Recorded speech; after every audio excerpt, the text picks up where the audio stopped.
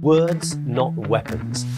That's the fundamental idea at the heart of the UN. Humanity can only survive. Humanity can only thrive through cooperation, not conflict. And that's why the UN exists. The General Assembly is like the Super Bowl of global diplomacy. It is the only time that almost every world leader gathers in the same place. But there is so much that goes on behind the scenes. They convert the halls of the building. They put up temporary meeting spaces. It's like global diplomacy speed dating. World leaders come in, they talk to each other for a few minutes, they do brush pasts in the corridor, they get to know each other, they exchange ideas, they talk through their differences. And that's where deals can be done and negotiations can be happened and progress can be agreed.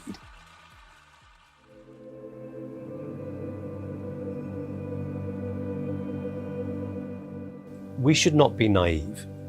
We live in difficult times. Have we solved every problem in the world through the UN? Goodness, no. When we see so much destruction all over the world, it can be hard, almost counterintuitive, to think that, oh, there are peace agreements being negotiated. But peace is being negotiated in conflicts all over the world. Ceasefires are being negotiated. Grain shipments leaving Ukraine. That was something that countries came together through the UN and its processes to be able to negotiate, to make happen. That was essential. Millions of lives have been saved as a result of peace agreements reached through the UN in countries all over the world, like Namibia, Mozambique, Cambodia, El Salvador, Liberia, Guatemala, Cote d'Ivoire, many places. And peace is a prerequisite for progress. People can't begin to rebuild their lives, they can't build new lives unless there's peace and stability on the ground. If we look through history as well, yes, it may seem that we live in violent times, and in many places, yes, we do, but there are fewer global conflicts than there ever were. It can be hard to accept that sometimes, but we used to live in much worse times.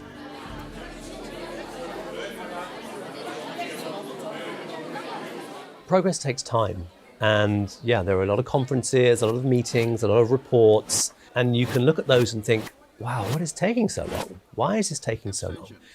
But that's how you reach agreement. You have to hear all viewpoints. No one ever said that fixing the world was going to be easy. It's not. It's really hard. And that takes time, and it takes brilliant people, and it takes a lot of effort, and it takes cooperation. Through the UN, the world has actually achieved so much. It's galvanized nations of the world around the collective promise of the Sustainable Development Goals. And a really good example is the Paris Climate Agreement. Just reaching consensus and reaching agreement with every country in the world. There is a framework now. There is something that we can build on and that we can aim towards. The General Assembly does not have the power to enforce its decisions. But what it does have is moral authority, every country of the world represented there, and it has weight in numbers.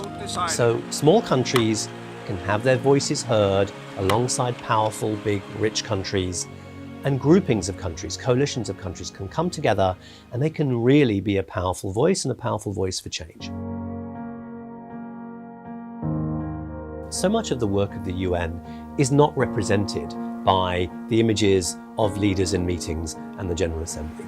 Every day, the UN all around the world is hard at work, delivering help and hope to millions and millions of people, whether it's food delivery for millions of people through the World Food Programme, whether it's helping children, bolstering and providing education through organizations like UNICEF, whether it's helping refugees through the UN's Refugee Agency, UNHCR.